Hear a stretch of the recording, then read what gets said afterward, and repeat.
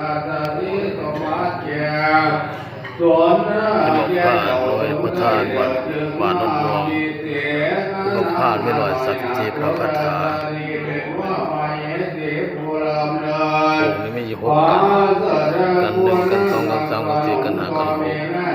หกกันเทศหกกันผู้นานาดีญาติขอเป็นที่หักลำยิ่งแก่เจ้าจอมมามิงข่าวตนนั้นใจใหญ่ดีโตสังฆกรวาวาปาราไตรรำนิงญาณพ่อนาเดียพ่อ